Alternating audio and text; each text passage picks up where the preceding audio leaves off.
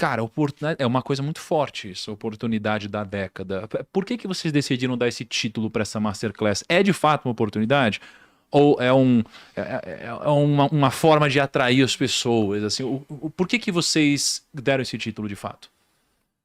Cara, na verdade, se a gente olhar para a história recente do Bitcoin, e o Bitcoin é muito recente, ele tem 13 anos, a gente vê que ele tem uma natureza cíclica e que ele é muito volátil tanto para cima quanto para baixo. Então, eu tenho certeza que a gente vai falar daqui a pouco sobre mortes do Bitcoin e essa história conturbada, mas o fato é que existem indicadores, métricas e dados objetivos que dá para a gente olhar e ter uma ideia de se, em relação a uma tendência histórica, o Bitcoin está muito caro ou muito barato. Tá. E um conjunto importante desses indica que agora a gente está num momento em que o Bitcoin está barato, relativo a essa trajetória histórica dele. Isso Tá. tem a ver com a vida e os pulsos cíclicos do Bitcoin, e claro que tem a ver com uma conjuntura macroeconômica também, mas é isso que a gente pretende desempacotar nessa Tá. live de amanhã às 8. Então, realmente acredito que é uma oportunidade ímpar. Tá. Mas tem outro ponto também nisso, Thiago, porque com certeza quando fala, o Bitcoin tá barato a $20 mil.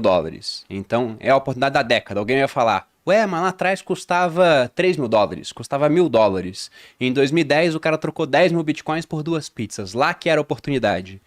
E lógico que era, mas tinha muito mais incerteza também. É igual falar, nossa, a oportunidade de comprar imóvel em São Paulo é quando não tinha nem cidade aqui. Não, tinha muita incerteza. Oportunidade de comprar algo barato quando já tem um cenário muito melhor para aquilo. Então, por mais que não esteja tão barato quanto lá no passado, tá muito barato em comparação com o que ele é agora.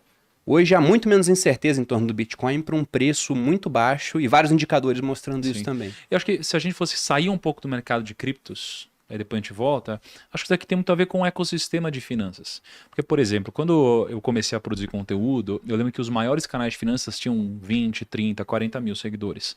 Então, era muito mais incerto o futuro para um influenciador de finanças, um produtor de conteúdo, um investidor público, né?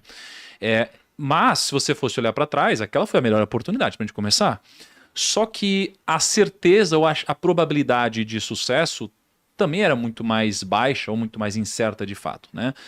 Hoje existe um mercado muito mais bem estruturado, então provavelmente é muito mais provável que você colhe algum resultado produzindo conteúdo de finanças, mas você também tem muito mais competição, né? Então, assim, muito interessante o que você levantou.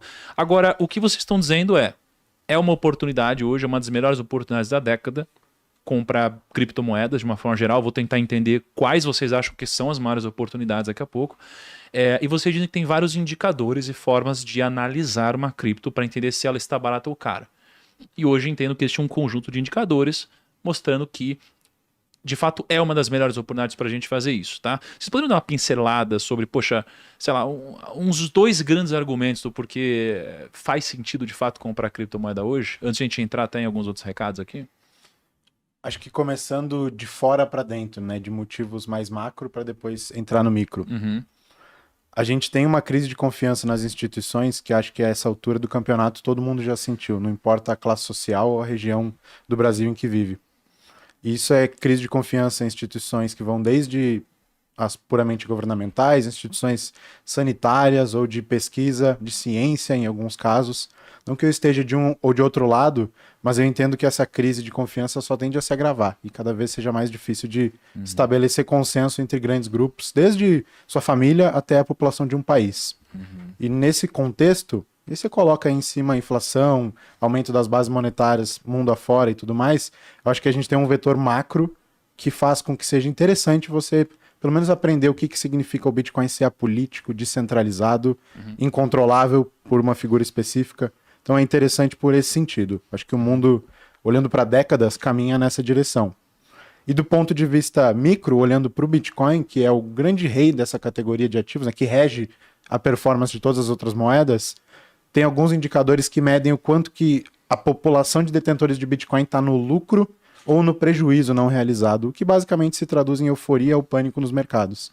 E agora um desses principais entrou numa zona que é clássica, típica de sobrevenda, de pânico, com os portadores de Bitcoin carregando, na média, prejuízos não realizados. Não significa que ele não vai cair mais, tem muita gente que acha que vai cair mais, mas a gente está numa zona em que historicamente foi uma oportunidade legal de se fazer aportes e montar uma posição. Legal.